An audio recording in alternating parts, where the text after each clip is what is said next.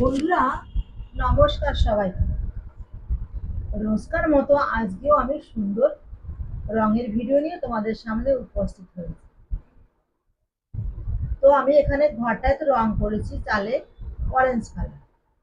তার সামনে একটু হালকা জমি আছে, তারপরে আছে জল, তারপরে আছে আবার দুপাশে জমি, মাঝখানে রাস্তা। তো আমি গাছগুলোতে নিচে একটা ব্লু শেড লাইন দিয়েছি, তারপরে শুরু করেছি গাছের রং করা। গাছের রংটা আমি দিয়েছি গ্রিন কালার, আর জমিতে দিয়েছি হলুদ কালার। সেটা লেমন ইয়েলো দিতে পারো, আর ক্রোম ইয়েলো দিতে পারো। এবার হলুদের সামনে আমি দিয়েছি হালকা সবুজ। তো জলের মধ্যে আমি একটু সাদা ঘষে নিয়েছিলাম। এবার দিচ্ছি স্কাই কালার। তো রাস্তায় দিচ্ছি ইয়েলো আঁকা। দেখো, ইয়েলো আঁকাটা সুন্দরভাবে বর্ডার দিয়ে মিশিয়ে দিতে হবে। দেখো, আমি কত সহজভাবে তোমাদেরকে দেখাচ্ছি।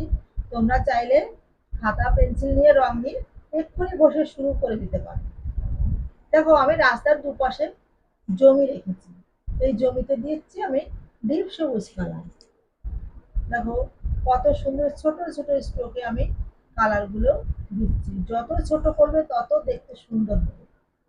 বড় বড় স্ট্রোক দিলে ভালো দেখতেও হয় না। এবার দেখো, সবুজের পরে আমি বাকি যে জায়গাটা ছিল সেখানে আমি ইয়েলো ঘষে দিচ্ছি। তোমরা ক্রোম ইয়েলো দিতে পারো, লেমন ইয়েলো দিতে পারো। তারপরে দিচ্ছি কি হালকা সবুজ। দেখো কত সুন্দর আমার জমিটা ভরাট হয়ে গেল। এইবার দেখো, ঘরে আমি ব্রাউন কালার দিয়ে ডিপ কালারটা দিচ্ছি যাতে গভীরতা আসে। রাস্তায়ও আমি সেম ওই ব্রাউন কালারটাই দিচ্ছি।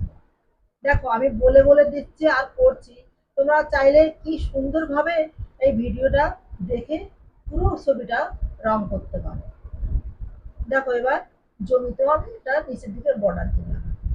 এইবার দেখো, আমি আরো একটা ডিপ সবুজ দিয়ে এখানে ছোট ছোট ঘাস দিচ্ছি। ছোট্ট ছোট্ট করে ঘাসগুলো দিলে কি হবে, ছবিটা মনে হয় জ্যান্ত লাগবে, মানে প্রাণবন্ত ফুটে উঠবে। কি সুন্দর লাগছে। এবার এবার পরে যে জমিটা সেখানেও আমি একটু ডিপ সবুজ দিয়ে দিচ্ছি। এবার দেখো, কালো দিলাম। কালো যেখানে যেখানে গভীরতা তৈরি করতে হবে সেখানে আমি শুধু কালোটা ইউজ করব। দেখো, জলের মধ্যে আমি উপরে যে জিনিসগুলো রঙগুলো দিয়েছি তারই শ্যাডো আমি ফেলেছি। এবার নখ দিয়ে আঁচড় দিয়ে আমি জলের ঢেউগুলো দিয়েছি। ধন্যবাদ সবাইকে বন্ধুরা।